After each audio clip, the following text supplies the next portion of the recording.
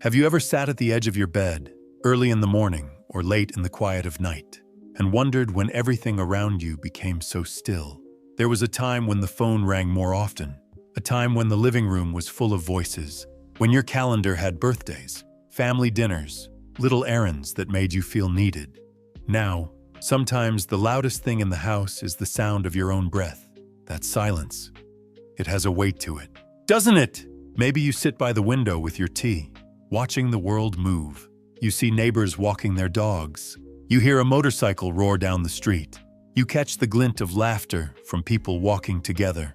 And even though you're physically fine, healthy enough, mobile enough, there's this ache, a dull ache that doesn't come from your joints or your bones. It comes from somewhere else, somewhere deeper. It's the ache of being invisible, of feeling left out, of wondering if anyone still sees you, not just as mom, dad, or grandma or grandpa, but as a whole person with feelings, wisdom, dreams, and still so much to give. Let me tell you something. You are not alone in this. Henry Shikti told me once, I live in a neighborhood full of people, but I feel more isolated than when I lived on a farm in my 20s. And Claire, who turned 73 this year, shared that, even though her daughter sends her pictures of the grandkids, it's been almost 6 months since they visited. I don't want to beg for their time, she said, but sometimes I wonder if they've just moved on from needing me. These are not bitter people. They're not angry, just quietly, deeply lonely.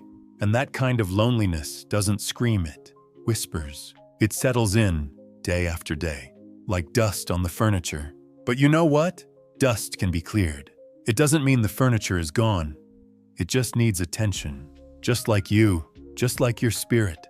And I want to tell you something else. You don't need to wait for someone else to come and dust it off.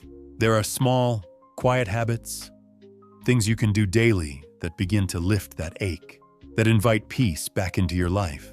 And it starts not with anyone else's behavior, but with how you tend to your own soul. Let me share something that might seem almost too simple at first. The habit of being seen by yourself. Every morning, Madeline, a graceful woman in her late 60s, used to avoid mirrors, not out of vanity, but because she felt like the woman looking back at her was a stranger. I didn't know who she was anymore, she said. But one day, she started a little practice. Every morning, before checking her phone or turning on the TV, she stood in front of her bathroom mirror, looked into her own eyes, and said, "Good morning, Madeline. I see you. I love you." It felt silly at first, forced, but she kept at it, and something began to change. She didn't need anyone else to acknowledge her presence. She was doing it for herself. It was a habit of remembering that she mattered, that she was here, still breathing, still becoming. That's the first habit. Acknowledge your own presence, every day, out loud. It's not about ego. It's about reclaiming visibility from yourself first. Because when we feel invisible to ourselves, we stop showing up in ways that invite others to connect. Now, once you begin to see yourself again, another gentle shift can begin. Lily, 72, used to fill her days scrolling through social media, watching others live, weddings, vacations, new babies, smiling families. At first, it was a way to feel connected, but after a while, she realized it left her feeling empty. Not because she wasn't happy for them, but because it reminded her of what she thought she was missing. So she made a decision. She turned that screen time into walk time. Every morning at 8 a.m., she'd put on her shoes and step outside, even if it was just down the block and back. At first, I didn't feel any different, she said. But then, a neighbor started waving, then another stopped to chat. And before I knew it, the world started greeting me again. She wasn't waiting to be invited. She was showing up, moving, breathing, creating motion where stagnation had taken root. And that's the second habit, movement with intention. Not exercise for vanity, but movement that brings you back into the flow of life. A walk, stretching, watering the plants, tidying a small corner of the house while playing your favorite old song. It's not about productivity. It's about presence. You see, loneliness often disguises itself as stillness, but stillness can be sacred when it's chosen. It's the unwanted stillness that aches. And here's something you might not expect. The third habit is letting someone help you. Nathan, a retired school principal, spent years refusing help. "I don't want to bother anyone," he'd say. But one evening, when his neighbor Owen offered to help carry in his groceries, Nathan paused. For the first time, he nodded and said, "Actually, yes, that would be nice." That small moment, just a few seconds, opened the door to something larger. A few days later, they sat on the porch together, sipping tea. Then came shared meals. Then came laughter. And soon, Nathan wasn't waiting for the phone to ring. He had someone just a few steps away. We forget that allowing others to help us is not weakness. It's actually a form of giving. When you let someone show up for you, you're also letting them feel needed, useful, and kind. It's a cycle we often block without realizing it. That's why asking for or accepting help, even the tiniest offer, is a habit worth nurturing. These 3 habits, though small, are like planting seeds. Seeds of visibility, seeds of connection, seeds of peace. When you begin to acknowledge your own presence, move your body with intention, and accept the hands that reach out to you, something begins to shift. The silence becomes softer. The world doesn't feel so far away, and your own company starts to feel like enough. It's strange how the tiniest things can shift the air in a room. A smile in the mirror, the sound of your own voice saying, "I see you," the warmth of a neighbor's hand as they pass you a grocery bag. These moments, so small they'd seem invisible to the world, are where peace begins to find its way back in. But peace, like anything precious, needs care. It doesn't just arrive and stay. It grows where we give it space. And often, the spaces that need clearing aren't physical. They're inside us. Claire once told me something that stayed with me. She said, "I spent so many years trying to keep the peace in my family. I didn't realize I was losing it in myself." She had 3 adult children, each with strong opinions and sharp words, and she made it her mission to never offend, never push back, never ask for too much. But beneath her gentle smile was exhaustion, not from age, but from overgiving. She had always been the one to say yes. Yes to last-minute babysitting. Yes to holidays at their homes, even when she longed for a quiet evening at hers. Yes to watching the dog, the house, the plants without once being asked how she was really doing. And slowly, that quiet, people-pleasing nature became a prison. Not one they locked her in, but one she built, brick by brick, out of fear that asking for more would mean being given less. Maybe you recognize a little of that. Maybe you've smiled through a dinner where no one asked you a single question. Maybe you've listened to your children vent, again and again, without ever feeling like you could share your own worries. That's where another habit begins to matter deeply. The habit of checking in, not just with others, but with yourself. Asking, gently, "What do I need today? What do I want?" Not what would keep the peace, not what would make everyone else happy, but what would nourish you. When Claire started asking that, even just in her journal each morning, she noticed something. Her answers were simple. "I want to sit outside without rushing. I need to say no without guilt. I want to feel heard." And so, she started saying things she'd never dared to before. Not harshly, not with blame, just with truth. "I love watching the kids, but I also need a day to rest." Or, "I know we always do Christmas at your place, but I'd love to host this year." Not everyone responded well at first. Some were surprised, a little resistant, but over time, they began to adjust. Not because she forced them, but because they sensed the shift in her presence. She wasn't just giving to be loved. She was loving herself enough to stop overgiving. That's what happens when we break the cycle of self-abandonment. It leads us to another quiet power, the habit of healthy boundaries. Henry, who spent decades working as a postman, shared how retirement was the first time he had to face the word no. "I always said yes because I thought that's what good men do," he said. "You help, you agree, you bend." But I realized I was always tired. Not from walking, but from carrying things I didn't need to carry. He began practicing something that took real courage, pausing before agreeing, giving himself space to decide, not react. "Let me think about that," he'd say, or, "Can I get back to you tomorrow?" That pause was his boundary, a little fence between his energy and the world's endless requests. And do you know what happened? People adjusted, the world didn't fall apart, and he stood a little taller. Boundaries don't push people away. They teach them how to love you well, because love without respect becomes entitlement. And respect begins where you start treating yourself with quiet honor. It's not about confrontation. It's about clarity, calm, kind, steady clarity. And sometimes that clarity comes from the simplest of routines. Noah, 70, used to start every morning by turning on the news. He said it helped him feel in the know. But over time, it started his day with anxiety. The noise, the anger, the chaos. It was like waking up to a storm. Every day, I didn't realize how much it was shaping my mood, he said. So he made a change. For the first 30 minutes of the day, no phone, no television, just light stretching, some breathing. And sometimes, silence. Not the lonely kind, but the sacred kind. He began writing a single sentence in a notebook each morning. Today, I choose peace. Today, I am enough. Today, I will enjoy my coffee fully. That simple morning ritual changed everything because it gave him back control over his emotional weather. That's the fifth habit, choosing your morning mood before the world chooses it for you. It doesn't have to be complicated. One breath, one sentence, one moment of stillness before the noise. That's all it takes to start anchoring your day in peace. When we stop reacting and start responding with intention, with awareness, with love for ourselves, we begin to untangle the web of invisible sacrifices we've made for years.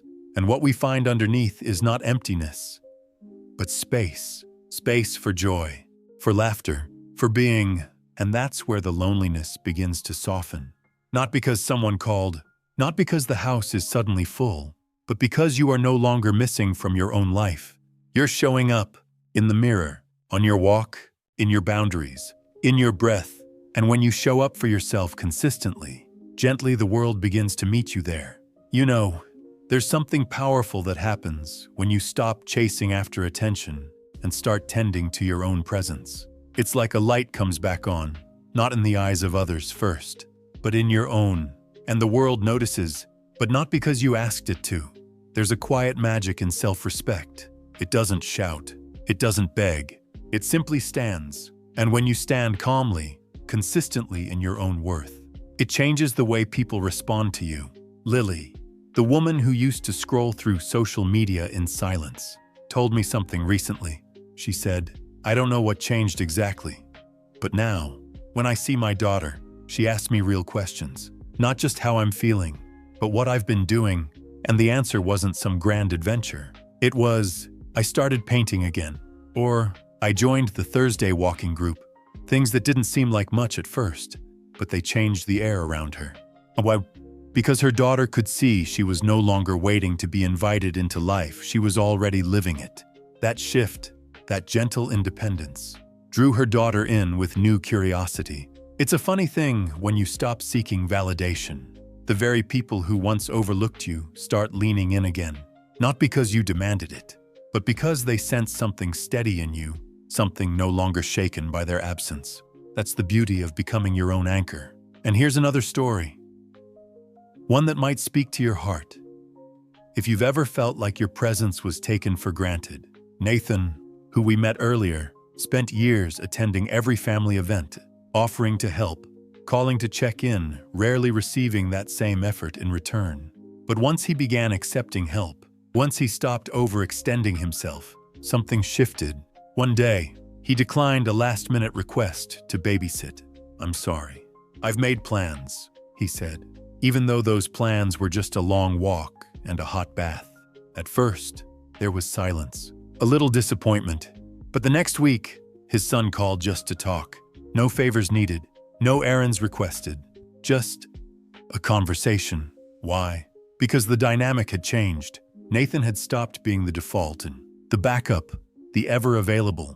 And in doing so, he became someone to value again, not just someone to rely on. This isn't manipulation, it's restoration. When you live as though your time, your body, your peace matter, it sends a signal.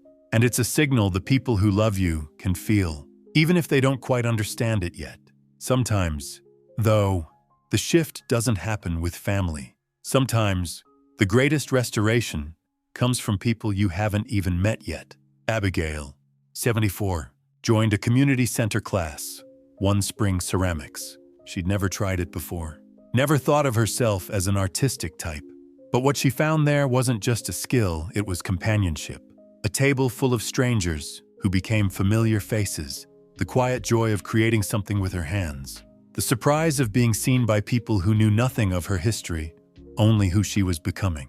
And that's something we forget, especially later in life. You're still becoming. You are not a finished book collecting dust. You are a living story. And every time you step into something new, you turn a page. So maybe that's the sixth habit, saying yes to one new thing a week. A class, a group, a visit to a new park.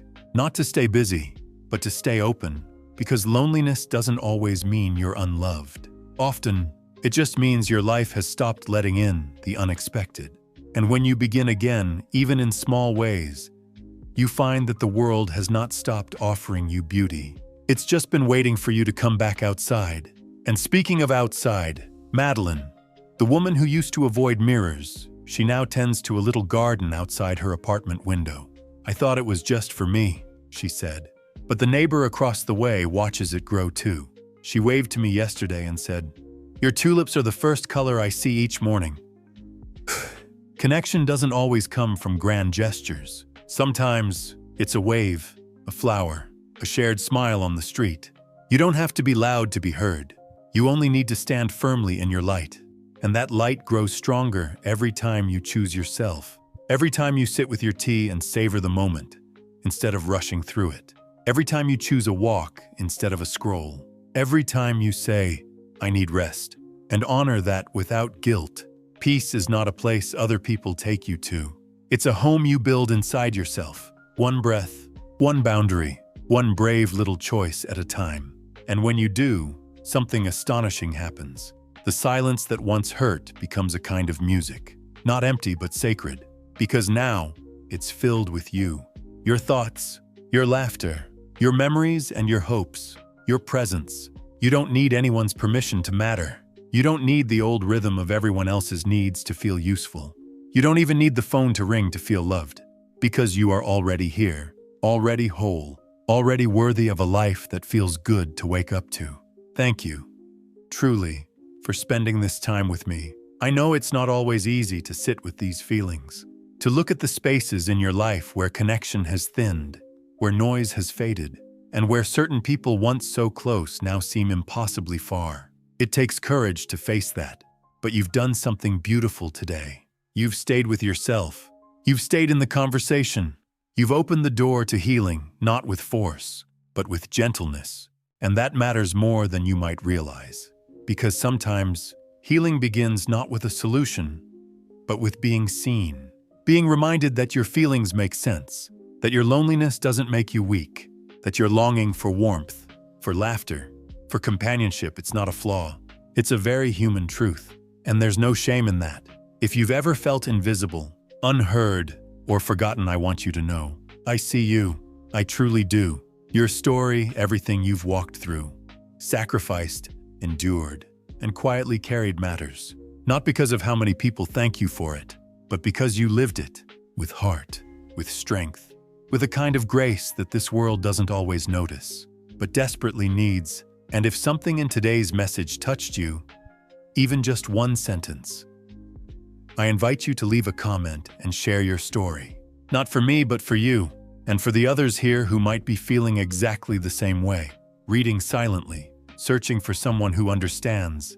Has your relationship with your children changed over the years? Did it shift after retirement? After your spouse passed? After the house grew quiet? And have you found something that helped? A habit, a mindset, a moment. Your voice can be a lifeline for someone else. You may not even realize the weight your words could lift for another person who's reading. Someone whose heart might beat a little easier just knowing they're not alone. And if you felt seen here, if something in this space gave you comfort or clarity, I'd be honored if you chose to stay connected. You can subscribe to this channel, not out of obligation, but so we can keep walking this path together, step by step, at your pace, because that's what this is about. Not fixing, not forcing, just quietly remembering who you are, returning to your own light, and choosing peace every single day, no matter who shows up or doesn't. You are not a burden. You are not too much. You are not too quiet. You are not too old to be loved, admired, or rediscovered. You are still becoming, and if you ever forget that, I hope you'll come back here, sit with me again, and let these words hold you steady. You are never alone when you are fully with yourself, and even in the silence, I'm right here, rooting for you. Take care of your spirit, take joy in your mornings, walk gently, breathe deeply, and let peace become the rhythm of your days.